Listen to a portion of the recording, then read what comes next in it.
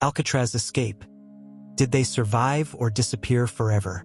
Before we dive in, kindly hit the subscribe button and let us know where you are watching from in the comments. For decades, Alcatraz Island loomed in the San Francisco Bay like a fortress made of stone and myth. Nicknamed the Rock, it was the prison built to hold the unbreakable, the untouchable, and the most dangerous men in American history. Surrounded by icy, shark-infested waters and with armed guards watching from every tower, escape was unthinkable. Until June 11, 1962. That night, 3 prisoners, Frank Morris and brothers John and Clarence Anglin, vanished into the dark. When guards made their morning rounds, all they found were dummies in bed and cold, empty cells. The FBI launched one of the largest manhunts in U.S. history. Boats combed the waters. Planes circled the sky. The coastline was crawling with agents. But the men were gone. Had they drowned? Did they freeze to death? Or did they do the impossible? Escape Alcatraz and live free? This wasn't just a jailbreak. It was a psychological assault on a system that prided itself on being unbreakable. It shook prison officials. It embarrassed the government. And it left a haunting question that still lingers. Did they survive? Let's rewind. Frank Morris wasn't your average inmate. Born in Washington, D.C. in 1926, Morris had an IQ of 133, way above average. He'd spent most of his life in and out of prison, honing his skills and studying systems. He wasn't just smart. He was strategic, calm, methodical, dangerous, but never impulsive. The Anglin brothers, John and Clarence, were born into a family of 13 children in rural Georgia. They grew up working the Florida orange fields. Poverty forged their bond. Robbery sealed their fate. The brothers were inseparable. Wherever one went, the other followed. Their crimes weren't violent, but their escape attempts were relentless. The 3 met at Alcatraz, and in that gray fortress surrounded by water and hopelessness, they saw something most men didn't: opportunity. They began planning more than a year in advance. Inmates in nearby cells noticed strange noises at night. But at Alcatraz, strange noises were normal. Using stolen tools and handmade drills, they chipped away at the back walls of their cells, little by little. Behind the walls, utility corridors that no guard could see.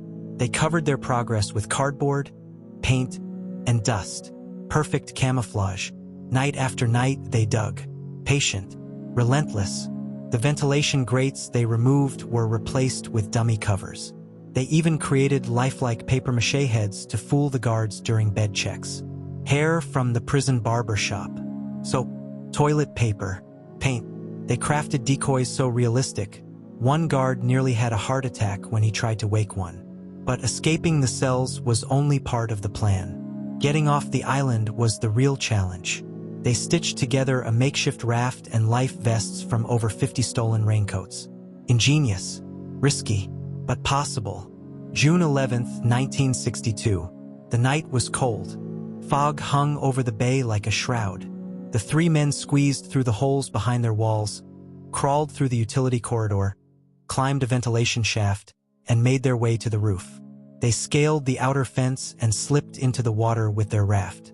By morning, they were gone. No alarms had sounded. No one had noticed. The dummy heads had worked. Alcatraz had been outsmarted. What followed was a frenzy. The FBI, Coast Guard, and local police launched a massive search. Helicopters buzzed the bay. Searchlights scanned the water. Boats searched the coastline. What they found: a paddle, piece of the raft, a waterproof packet with photographs. But no bodies, no footprints, no definitive evidence. Many believed the men drowned. The currents were strong. The water was freezing. Even expert swimmers would struggle. And these were convicts, not athletes. But the Anglin family believed differently. Within months, their mother began receiving unsigned postcards. Then Christmas cards. No return address. No postmark. Just messages in familiar handwriting. In 1973, the family received a photograph. 2 men standing next to a road in Brazil. The resemblance to John and Clarence was uncanny. The FBI dismissed it, but the family never stopped believing. Frank Morris vanished. No letters, no sightings, nothing. The FBI officially closed the case in 1979, declaring it unlikely the men survived. But in 2013, a letter surfaced, allegedly written by John Anglin. It claimed he and his brother and Morris had escaped, that Morris died in 2008, that John was dying of cancer and wanted a deal, help for the truth. The FBI tested the letter. No definitive proof. Was it real, a hoax, or the final clue in America's greatest escape mystery? The escape from Alcatraz wasn't just a prison break. It was a story of intellect, desperation, and defiance. It was a calculated, perfectly executed plan that has kept the world guessing for over 60 years. And that's where we begin. If the escape from Alcatraz was a masterpiece, then Frank Morris and the Anglin brothers were its architects. Their precision, patience, and sheer nerve left the country stunned. But to truly understand how they pulled off one of the most daring escapes in American history, we must dig deeper into their lives, their upbringing, and the unshakable resolve that pushed them to attempt the impossible. Frank Lee Morris was born in Washington, D.C. in 1926. From an early age, Morris lived a fractured life. Orphaned by the age of 11, he was shuffled through foster homes and juvenile detention centers. He quickly learned to rely on himself and no one else. By the time he reached adulthood, Morris had developed a reputation as a criminal prodigy. Not just for his heists or his clean getaways, but for his intellect. With an IQ reportedly measured at 133, Morris was far above average, especially in a prison population. His first known convictions were for narcotics possession and armed robbery. But what really marked Morris was his habit of escaping. In 1955, he broke out of the Louisiana State Penitentiary, known as Angola, and was captured a year later during a burglary. It was after this capture that authorities transferred him to Alcatraz. They believed it was the one place he couldn't escape. They were wrong. John William Anglin and Clarence Anglin were two of 13 children, born into a poor family in Donaldsonville, Georgia. The family later relocated to Ruskin, Florida, where the boys worked the fields picking tomatoes and oranges alongside their siblings. Their early life was marked by hardship and strong family ties. From an early age, John and Clarence were inseparable.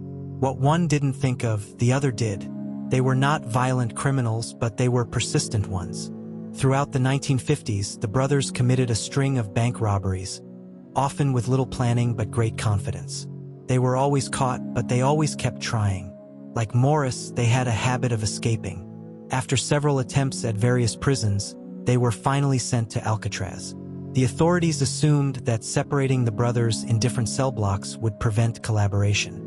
They underestimated their bond and their ingenuity. Morris, John, and Clarence found themselves in adjacent cells on B Block in Alcatraz. It didn't take long before a quiet alliance was formed. They shared a mutual respect and a common goal. Each of them had a history of escape attempts. Each of them had grown up navigating adversity. And each of them knew that Alcatraz was their last stop. If they didn't escape, they'd die behind those concrete walls. Together, they began to study their environment. They mapped guard schedules, noted blind spots in surveillance, listened to the sounds of the prison, measured noise levels. Everything became part of the plan. And then they found the weakness. A small vent beneath the sink in each of their cells, corroded by sea air, large enough if widened to crawl through. Behind it, a utility corridor that led to the prison roof.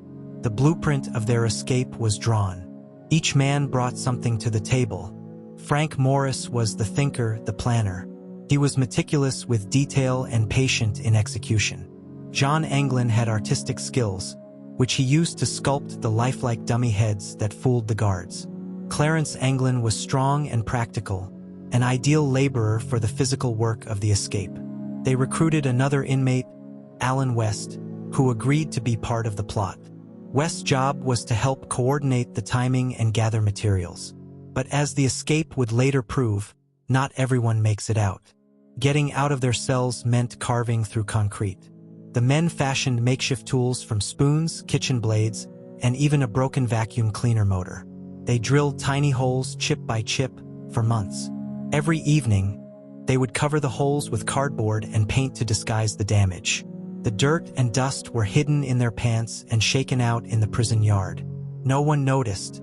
They also fashioned a raft from more than 50 stolen raincoats, glued together with heat and sealed with steam from hot water pipes. The raft was hidden in the utility corridor along with homemade paddles. Dummy heads made of soap, toilet paper, and real human hair were placed on their pillows at night to fool the guards during head counts. The hair came from the barbershop, smuggled back to their cells. Every piece of the plan was handmade. Nothing came easy. Every item was stolen, traded, or created under the watchful eyes of guards. Alan West was a key part of the operation. But on the night of the escape, he didn't make it out. His vent opening had narrowed.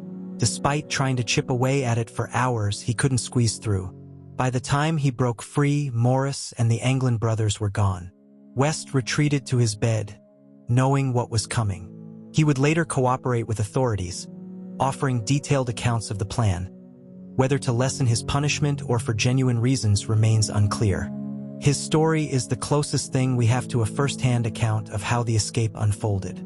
Why would these men risk everything? Alcatraz was brutal but not torturous. They had food, shelter, safety from other inmates. So why leave? For Morris, it was about proving the system could be beaten. For the Anglin brothers, it was about freedom and family. They wanted to live, not just exist behind bars. Escape was their only chance to reclaim their lives, to breathe air without fences, to see the horizon without bars. They were willing to die for that chance.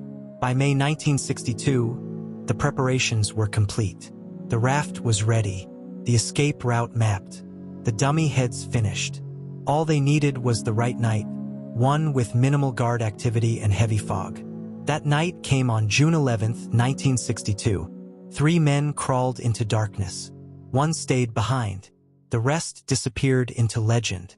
For more chilling true crime stories, don't forget to like, comment, and subscribe to the channel. The fog rolled over San Francisco Bay thick as a curtain, swallowing the jagged outline of Alcatraz Island in its grip. It was the perfect cover. What the guards on night duty didn't realize as they sipped coffee and paced the cell blocks was that behind 3 false walls, in 3 separate cells, men were quietly disappearing. The stage was set. The plan was in motion, and the greatest prison escape in American history had just begun. At 9:30 p.m., as with every night, the final head count was completed and cell lights were dimmed. In cells B138, B139, and B140, it appeared that Morris and the Anglin brothers were fast asleep. Faces turned to the wall, bodies unmoving beneath thin blankets. But those weren't men in bed. They were the carefully crafted dummy heads, complete with painted skin tone, real human hair glued from the barbershop, and strategically placed shadows. The likeness was uncanny. For hours, no one noticed a thing. Behind the walls, the real Morris and the Anglin brothers had squeezed through vent holes into the utility corridor they'd spent months chipping their way into. Silently, they crawled through dust-filled passageways, each move rehearsed in their minds thousands of times. Alan West was meant to join them, but his vent opening had not cooperated. He dug desperately, panicked, sweating in the dark, but it was too late. The others were gone. Once in the utility corridor, the trio ascended a vertical service shaft using a network of pipes. Up they climbed, feet slipping, hearts pounding, breaths shallow. At the top, they forced open a vent that led to the roof. They emerged into the cool fog, invisible to the guards below. But the escape was far from over. They crossed the rooftop and descended the back of the cell house using a kitchen vent pipe. From there, they made their way across the prison yard to the northeast shoreline, near a blind spot out of view from the guard towers. It was just before midnight. There, hidden behind a pile of rocks and barrels, was the makeshift raft made of more than 50 stitched-together raincoats. With stolen wooden paddles in hand, they slipped into the cold, choppy waters of San Francisco Bay and vanished. The following morning, June 12th, the prison woke up like it did every other day. Breakfast trays were distributed, cells were opened and closed, and roll call was taken. That's when it happened. A guard shook Frank Morris's bunk and the head rolled onto the floor. He screamed. Chaos erupted as guards rushed to the other cells. Dummy heads were discovered in 2 more beds. Frantic searches began. Sirens blared. Boats were dispatched. The fog that had helped the escape was now hampering the pursuit. The most secure prison in America had just been breached. The FBI launched a massive investigation. Helicopters buzzed overhead. The Coast Guard scoured the waters. Police from San Francisco to Marin County were put on alert. No sign of the men. That afternoon, Alan West confessed to being part of the plan. He revealed the full scope of the plot. The raincoat raft, the dummies, the tools, the timing. His confession stunned investigators and confirmed that this was no impulsive act. It had been in the works for a year. Still, the authorities believed the men had drowned. The water was 50 to 55 degrees Fahrenheit, the current strong and unforgiving. But there were problems with that theory. Within days, investigators began finding clues, small, disturbing ones. A paddle was discovered floating near Angel Island, a few miles north of Alcatraz.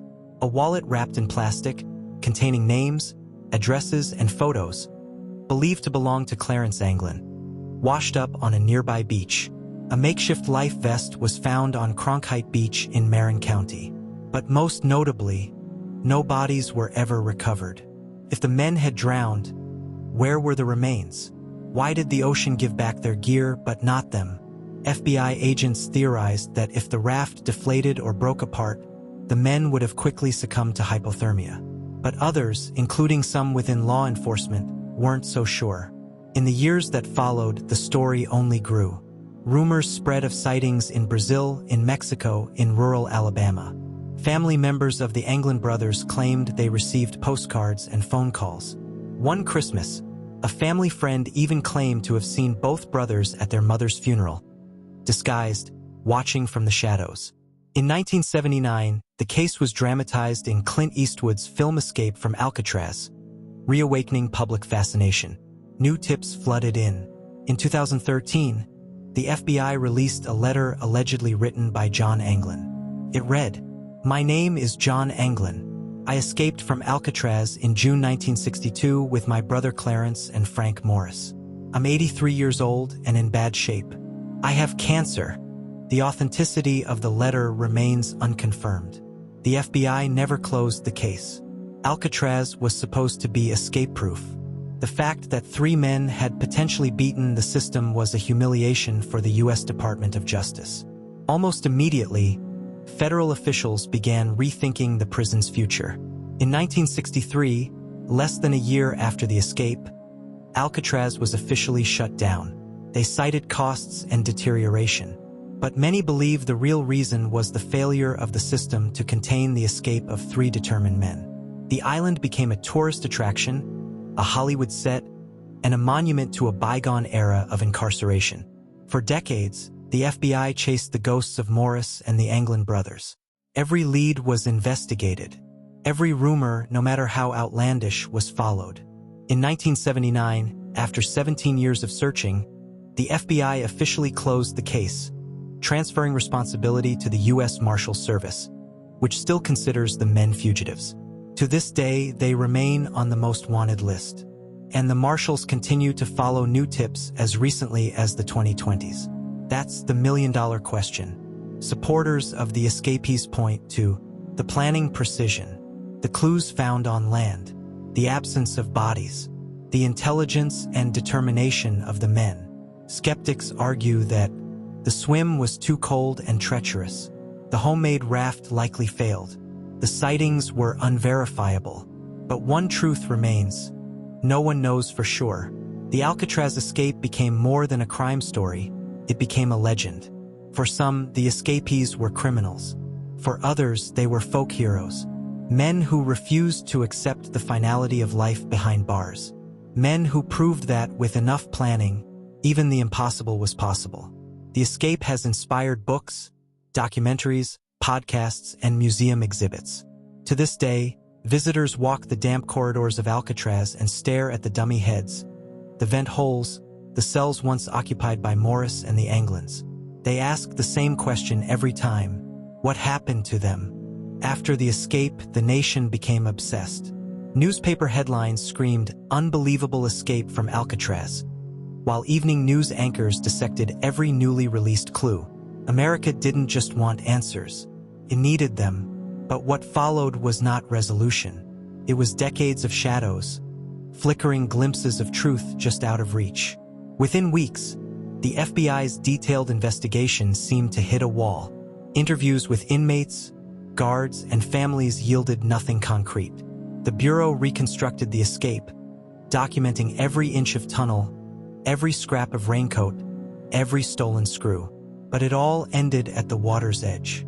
Officially, the men were listed as presumed drowned, but many refused to accept that. The American public, gripped by the audacity of the escape and inspired by the possibility that someone had finally beaten Alcatraz, refused to let the story die. This wasn't just a manhunt anymore. It was myth-making in real time. The first major lead surfaced in 1965. An informant told the FBI that Clarence and John Anglin were living on a farm in Brazil, having escaped with the help of mob connections. He provided detailed maps and names. But when agents arrived, the farm was deserted. No brothers, no evidence. Still, the story refused to die.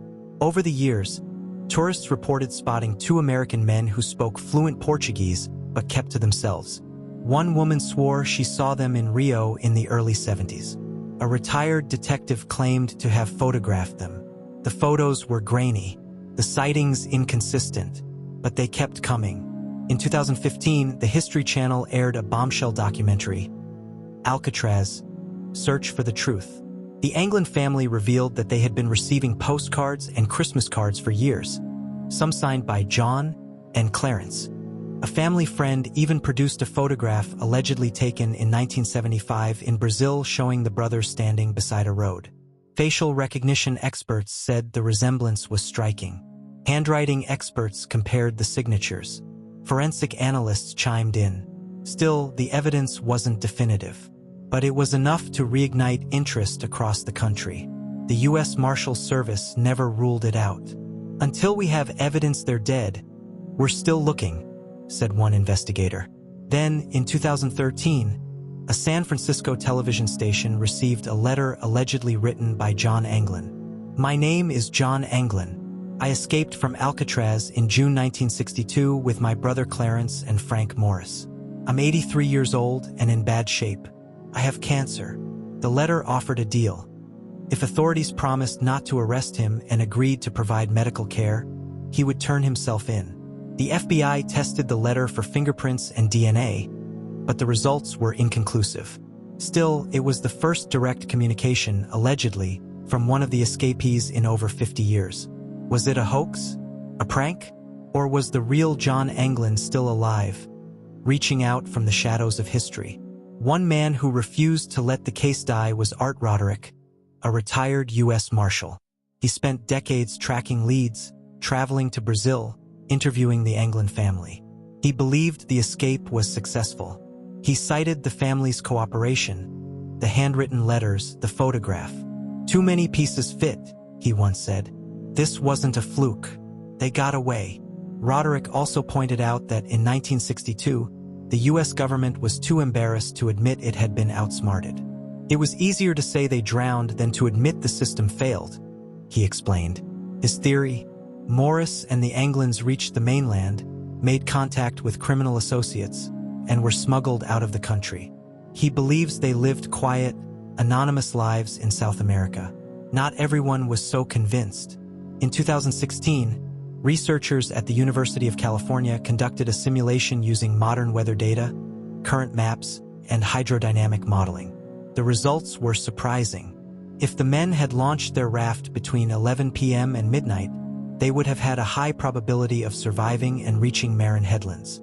If they left earlier or later, the currents would have dragged them out to sea. This aligned with the timeline Alan West provided. But despite decades of searches, by divers, sonar, and modern forensics, no bones or definitive DNA has ever been recovered. Some experts argue that in those water conditions, bodies could decompose rapidly or be carried far into the Pacific. Others believe the men simply didn't die there at all. In the late 1980s, a man in Florida named Robert claimed that his neighbor, a reclusive elderly man, had confessed on his deathbed to being Frank Morris. He described in vivid detail how they escaped, how they were picked up by a small boat, and how they were split up in Mexico. He said Clarence Anglin had died in the 1970s, but John and Morris had lived under new identities. Robert passed a lie detector test.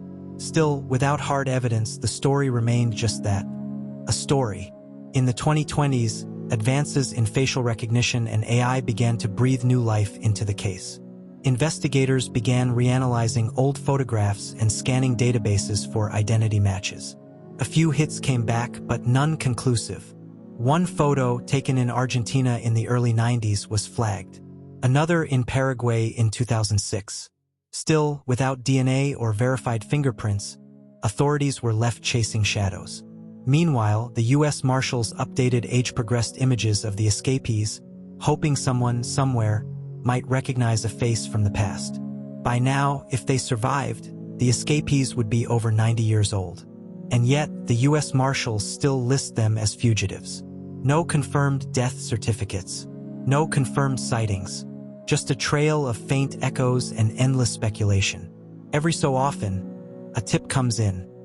Someone claims to have seen an old man in a village, someone who never spoke of his past, a neighbor who paid in cash, a recluse with a suspiciously American accent. The leads trickle in and the files remain open. Public polls have shown that over 60% of Americans believe the men survived. Books, documentaries, and podcasts continue to revisit the case. Tourists visit Alcatraz daily, staring through the bars of cell B-138, wondering what it must have felt like to crawl through the wall that night. The escape has become folklore. It represents something uniquely American, the triumph of cunning over confinement, of hope over hopelessness. It was never just an escape. From the moment Frank Morris and the Anglin brothers slipped into the darkness beyond their prison walls, their story became legend.